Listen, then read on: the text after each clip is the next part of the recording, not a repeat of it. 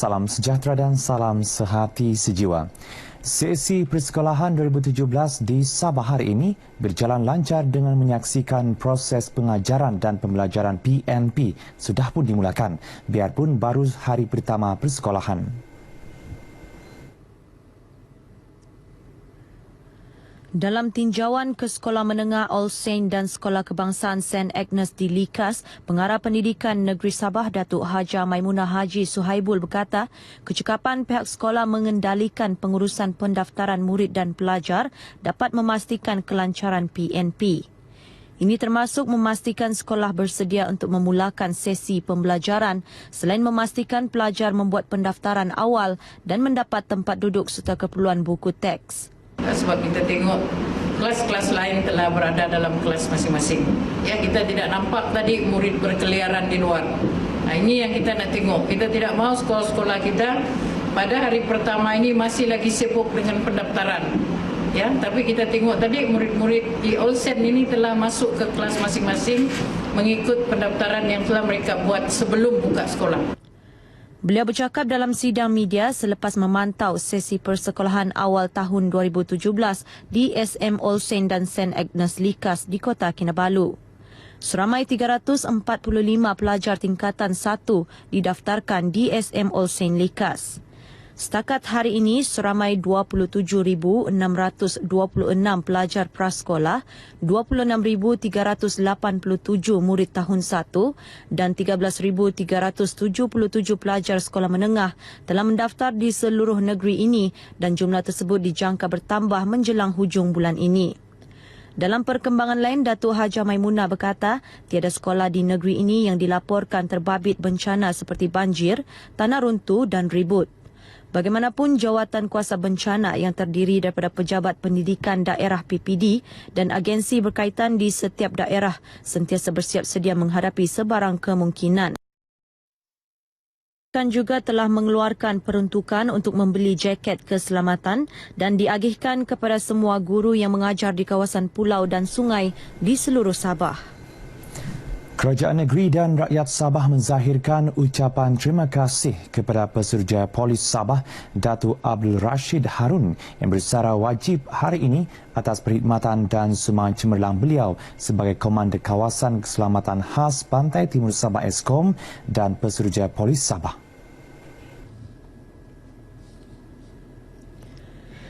Ketua Menteri Datuk Seri Panglima Musa Haji Aman berkata sumbangan dan pengorbanan Datuk Abdul Rashid dalam mempertahankan kedaulatan dan keselamatan negara, terutama di kawasan pantai timur Sabah, amat dihargai.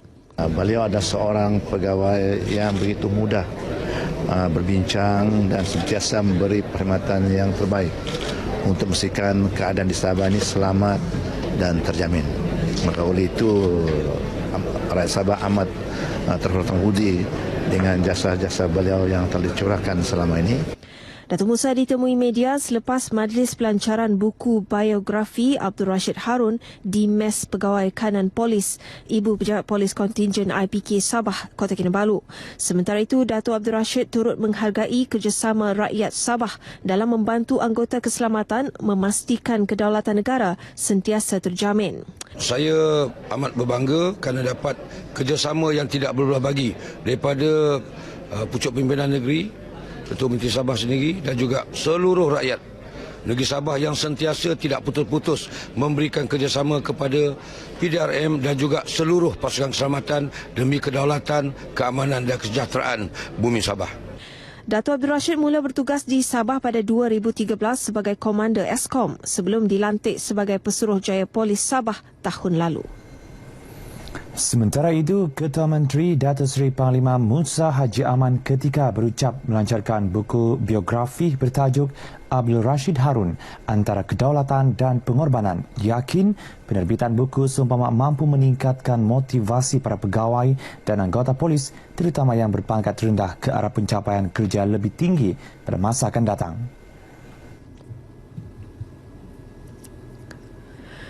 Buku yang mengandungi 117 muka surat ini merangkumi 4 bab mengenai perjalanan hidup Pesuruhjaya Polis Sabah, Datuk Abdul Rashid Harun, pengalaman dan kerjaya, insiden pencerobohan Lah Datuk dan peranan serta sumbangan Eskom. Menurut Datuk Musa, walaupun kecanggihan teknologi komunikasi dan maklumat membolehkan pelbagai maklumat diakses dengan mudah dan pantas, namun kesahihan maklumat yang disebarkan tidak dapat dipastikan. Sehubungan itu, ilmu yang terdapat dalam buku, terutama mengenai biografi, perjalanan hidup, pengalaman dan kerjaya, soal kedaulatan dan pengorbanan seorang pegawai keselamatan sangat penting untuk dikongsi dan dihayati. Buku ini merupakan hasil tulisan bersama sekumpulan pensyarah Universiti Malaysia Sabah UMS, antaranya Muhammad Harun Abdullah, Ismail Ali, Saidatul Nordis Haji Mahali, Layu Meng, Ananta Rahman Govinda Sami dan Asmiati Ahmad. Mayat lelaki warga emas Eng Pan Sung, 61 tahun yang dilaporkan hilang sejak 31 Disember lalu ditemui tersangkut di dahan berdekatan tebing Sungai Padas Beaufort pada pukul 2.44 petang tadi. Mayat mangsa yang ditemui penduduk kampung Melulugus kira-kira 25 km dari lokasi kenderaan mangsa ditemui, kemudiannya dikeluarkan dari sungai oleh pihak bomba dan dihantar ke Hospital Beaufort menggunakan kenderaan polis untuk bedah siasat. Terdahulu Ketua Bahagian Pencegahan Jenayah dan Keselamatan Komuniti Daerah Beaufort, Inspektor Muhammad Zuhaili Yahya ketika ditemui RTM memberitahu pihaknya memulakan operasi mencari dan menyelamat seawal 7 pagi tadi. Daripada polis kita seramai 18 anggota dan pegawai. Daripada bomba kita ada 9 anggota, daripada JPAM kita ada 7 anggota dan dibantu juga lah dengan daripada rela daripada 10 anggota lah. Sementara itu, Pegawai Daerah Beaufort, Haji Muhammad Syahid Othman yang ditemui ketika meninjau lokasi berkenaan, berkata mangsa yang merupakan pengerusi Jawatan Kuasa Kemajuan dan Keselamatan Kampung, JKKK, Kampung Batu 60 itu merupakan seorang yang sangat proaktif dan berdedikasi menjalankan amanah kepada rakyat. Di sinilah kalau kita lihat yang kereta yang orang yang hilang ni, ini Encik Ang Pansung ni, pengurusi JKK Batu 60 ni, sinilah yang dia katakan lokasi terakhir lah.